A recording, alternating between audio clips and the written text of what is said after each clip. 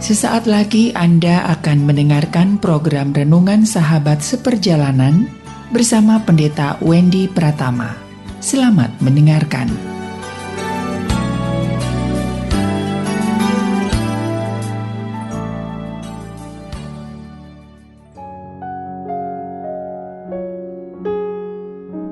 Selamat berjumpa kembali di dalam layanan audio Sahabat Seperjalanan. Hari ini adalah hari Kamis, 9 Juni 2022. Tema renungan saat teduh kita dengan judul Hidup Beruntung. Hidup beruntung. Firman Tuhan terambil dalam Filipi 3 ayat yang ke-7. Demikian bunyi firman Tuhan. Tetapi apa yang dahulu merupakan keuntungan bagiku, sekarang kuanggap rugi karena Kristus. Mari kita berdoa. Bapa yang di dalam surga, kami sungguh ingin menjadi pribadi yang hidup beruntung, namun sungguh-sungguh beruntung dan bukan nampaknya seperti beruntung. Di dalam nama Tuhan Yesus kami berdoa, amin. Shalom sahabat seperjalanan yang dikasihi Tuhan, hidup beruntung. Hidup yang sungguh beruntung dan seakan-akan beruntung itu dua hal yang berbeda. Sahabat seperjalanan, saya ulangi sekali lagi. Hidup yang sungguh beruntung dan sepertinya beruntung itu dua hal yang berbeda. Mari kita belajar tentang hidup yang sepertinya beruntung. Itu banyak terjadi kepada orang yang suka berjudi. Orang yang suka berjudi biasanya yang kalah itu jarang diberitakan. Tapi yang menang itu diberitakan luar biasa. Hanya pasang dengan Rp1.000 dapat Rp100.000, kurang lebih seperti demikian. Maka itu yang digembar-gemborkan. Maka secara psikologis seakan-akan yang beruntung itu sedemikian banyak. Bagaimana mungkin pasang satu dapat 100 kali lipat? Itu yang terus digembar-gemborkan. Dia tidak hitung sekian banyak orang yang rugi. Dan kalau dikalkulasi, kerugian daripada orang yang berjudi adalah 50%, mungkin bahkan bisa 60%. Jadi kalau kita jadi bandar, kita punya uang 100.000, maka kita akan dapatkan 60.000 setelah perjudian itu selesai. Maka akan meningkat keuangan menjadi 160.000. Yang berikut lagi akan dapat lagi keuntungan 60%. Sedangkan yang mereka yang memasang, yang menang memang cuma beberapa orang saja, yang 40%.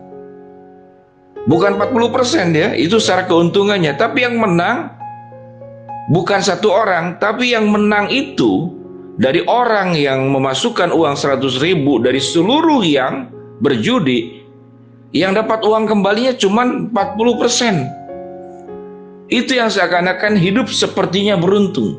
Dalam kehidupan kita juga dalam banyak aspek demikian juga sama.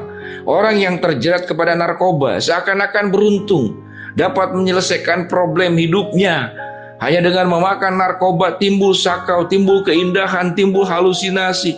Tidak ada rasa sakit, tidak ada rasa capek. Seakan-akan beruntung. Demikian juga orang yang mengejar hidup hanya semata-mata harta, tahta. Dia mendapatkan semuanya, dia berjuang mati-matian dan dapatnya. Orang yang mengejar kepada puncak gunung, dia sudah mencapai apa yang didapat. Dia tidak pernah akan lama di puncak gunung. Dia akan turun. Karena puncak gunung itu dingin, kemudian oksigennya rendah, dan tidak ada orang yang sanggup hidup di tempat di mana oksigennya menipis. Dia akan turun. Itu yang dikatakan hidup seakan beruntung. Demikian juga orang yang hidupnya untuk diri sendiri, semata-mata untuk diri sendiri. Dia dapatkan semuanya, seakan-akan dia hidup beruntung. Namun dia tidak mengalami keberuntungan yang sungguh-sungguh beruntung. Pada saat kita membaca bagian ayat Filipi 3 ayat yang ke-7, tetapi apa yang dahulu merupakan keuntungan bagiku, sekarang kuanggap rugi karena Kristus. Kalau bicara tentang keberuntungan, apa keberuntungan daripada kehidupan Yesus? Kalau secara duniawi tidak ada keuntungannya. Dia Allah menjadi manusia, apa keuntungannya?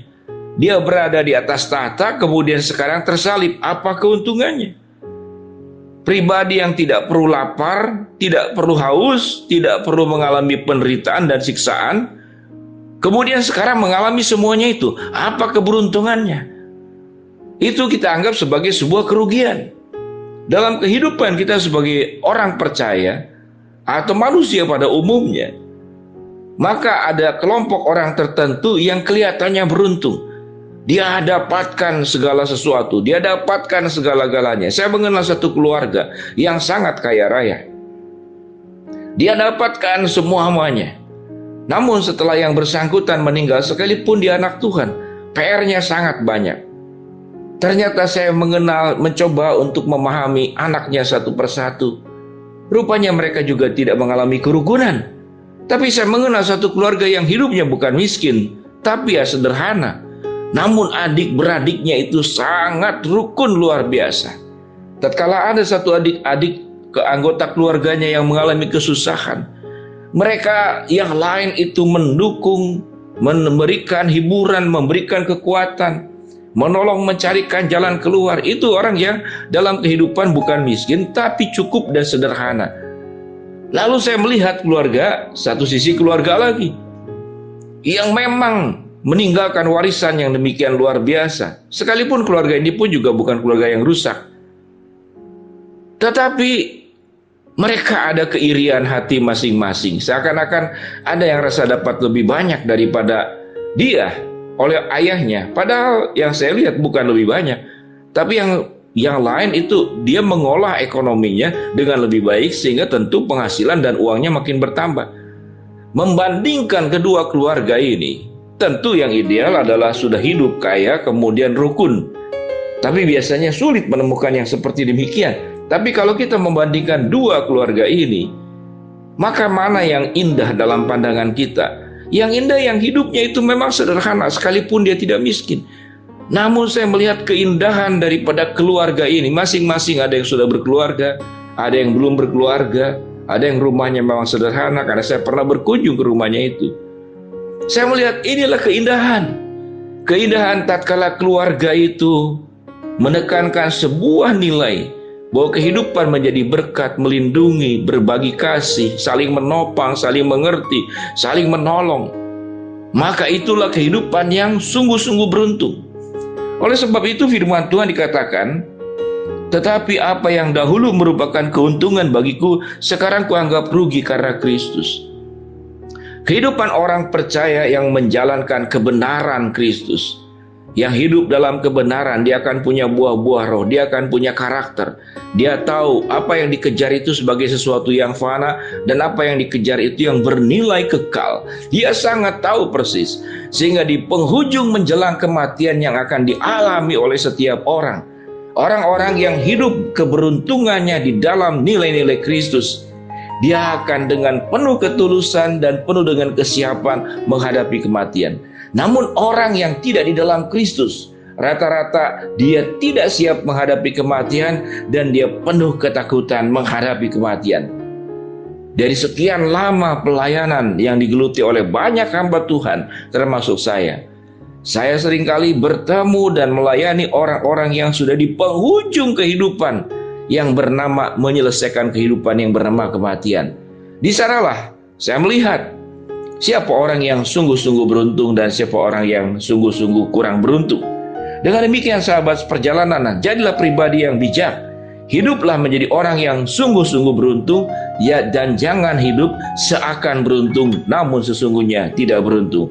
Tuhan memberkati semua sahabat perjalanan. Mari kita berdoa. Bapa yang di dalam surga, hamba mau berdoa buat sahabat perjalanan agar hidupnya sungguh-sungguh beruntung di dalam Kristus. Yang sakit Tuhan sembuhkan, yang sedang menghadapi masalah Tuhan bukakan jalan, yang sedang berdoa mengharapkan sesuatu Tuhan kabulkan dengan cara dan waktunya Tuhan. Dalam nama Tuhan Yesus kami berdoa, amin. Shalom sahabat seperjalanan, berjuanglah hidup. Jangan kelihatannya hidupmu beruntung, namun sesungguhnya tidak beruntung. Tapi jalanilah hidup yang sungguh-sungguh beruntung di dalam Kristus. Tetapi apa yang dahulu merupakan keuntungan bagiku, sekarang kuanggap rugi karena Kristus. Filipi 3 ayat yang ke-7. Shalom.